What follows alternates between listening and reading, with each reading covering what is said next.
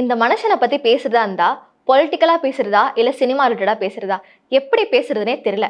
ஏன்னா இந்த மனுஷன் ரெண்டுத்துக்குமே ஒரு மெயினான ரோலா வந்துட்டு இருக்காரு. பொலிட்டிக்கல் வைஸ் பார்த்தாலுமே வந்து ஒரு நியூஸ் அப்டேட்டா வந்துகிட்டே இருக்கு. ஒரு பக்கம் சினிமா சென்சார் போர்டு, ஒரு பக்கம் வந்து போலீஸ் விசாரணை, அந்த மாதிரி நிறைய விஷயங்கள் போயிட்டே இருக்கு.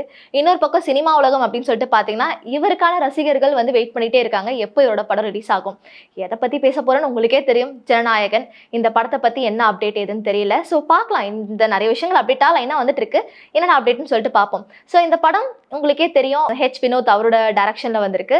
அதுக்கப்புறம் இந்த படம் வந்து டோட்டலா வந்து எப்படி இருக்கும்னு பாத்தீங்கன்னா கொஞ்சம் தமிழ் ஆக்ஷன் ஃபிலிமா இருக்கும், பொலிட்டிக்கல் ஃபிலிமா இருக்கும் அப்படின்னு சொல்றாங்க.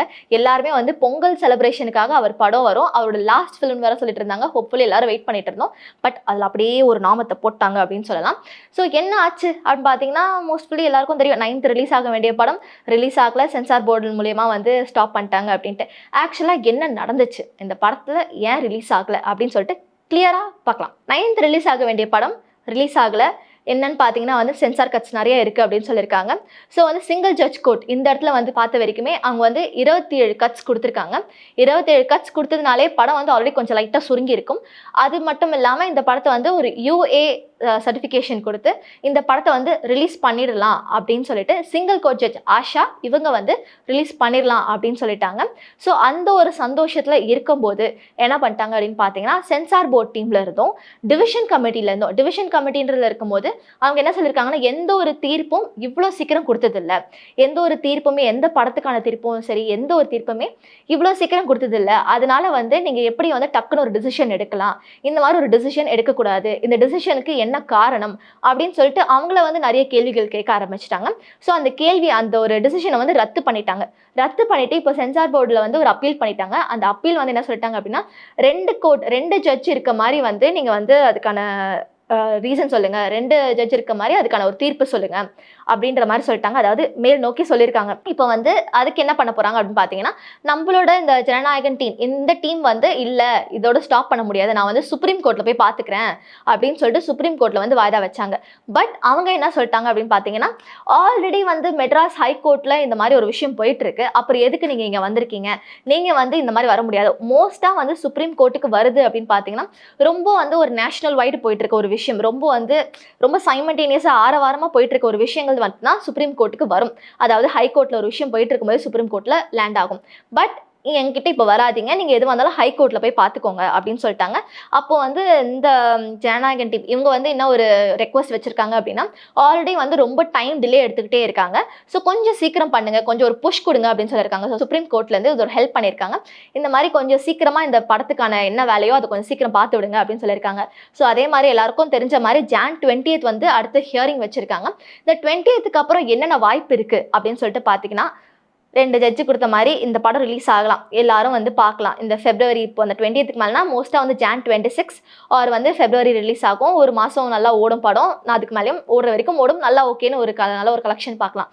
அப்படி இல்லை அப்படின்னா மறுபடியும் வந்து சென்சார் போர்டுக்கு, மறுபடியும் சென்சார் கட்டுக்கு போகணும், திருப்பியும் வந்து ஒரு ரிவிஷனுக்கு போகணும், ரிவிஷன் எக்ஸாமினேஷன் போகணும். ரிவிஷன் எக்ஸாமினேஷன் இந்த சென்ஸ், ரிவிஷன் கமிட்டி இந்த சென்ஸ் எப்படின்னா, திருப்பியும் ஒரு 5 பேரை செலக்ட் பண்ணி அந்த படத்தை ஃபுல்லாக பார்க்க வச்சு அந்த படத்தில் வந்து என்னென்ன விஷயங்கள்லாம் கட் பண்ணணும், கட் பண்ணக்கூடாது அப்படின்ற மாதிரி ஒரு டீட்டெயில்ஸ் எடுப்பாங்க.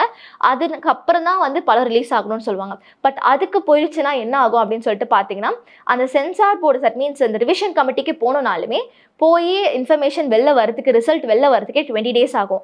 அடுத்து ஒரு 5 டிஃப்ரெண்ட் பீப்புள்ஸை செலக்ட் பண்ணி அதுக்கு ஆராய்ச்சி பண்ணி என்னென்ன விஷயங்கள் வரணும் வரக்கூடாதுன்னு சொல்லிட்டு கட் பண்ணி இந்த எல்லா ப்ராசஸுமே எடுத்து முடிக்க டோட்டலாக வந்து 20 நாள் இல்லை அதுக்கும் மேலே ஆக வாய்ப்பு இருக்குது. ஸோ இது வந்து இந்த மாதிரி போச்சு அப்படின்னா இந்த படத்துக்கு வந்து ஒரு பெரிய ட்ராபேக் மாதிரி போயிடும். எதனாலனா ஃபெப்ரவரி எண்ட் அந்த மாதிரி டைமில் தான் வந்து இந்த மாதிரி ஒரு விஷயங்கள்லாம் வரும். ஃபெப்ரவரி எண்டு கிட்ட வந்துச்சுன்னா படம் ரிலீஸ் ஆகிறதுக்கு வாய்ப்பில்லை. ஏன்னா மார்ச் டைமில் வந்து எலெக்ஷன் டேட் ரிலீஸ் பண்ணுவாங்க. எலெக்ஷன் டேட் ரிலீஸ் பண்ணிட்டா இந்த படம் வந்து பொலிட்டிக்கல் ரிலேட்டடாக இருக்குது அப்படின்றதுனால இந்த படத்தை வந்து ரிலீஸ் பண்ணக்கூடாது அப்படின்னு சொல்லிட்டு ஒரு ஸ்டாப் வச்சிருவாங்க.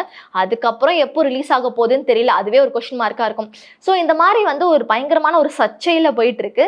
இப்போ மெட்ராஸ் ஹைகோர்ட் என்ன பதில் சொல்லும் ஜான்வரி 20 என்ன பதில் சொல்லும் அப்படிதான் எல்லாருமே வெயிட் பண்ணிட்டு இருக்காங்க.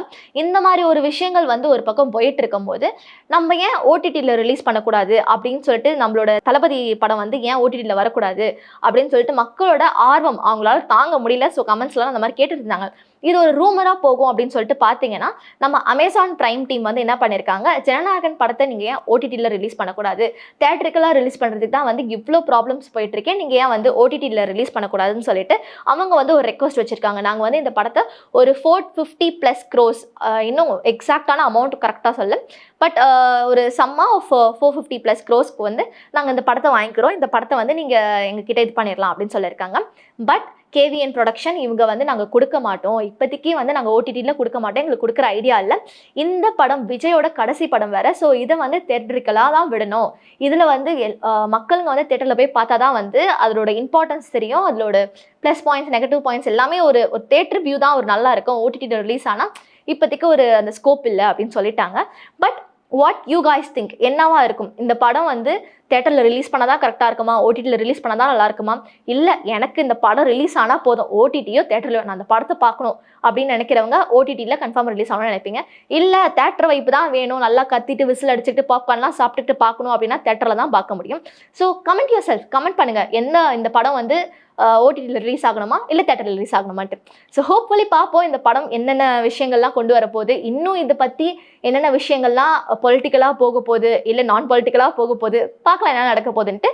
But don't forget to comment OTT or theatre.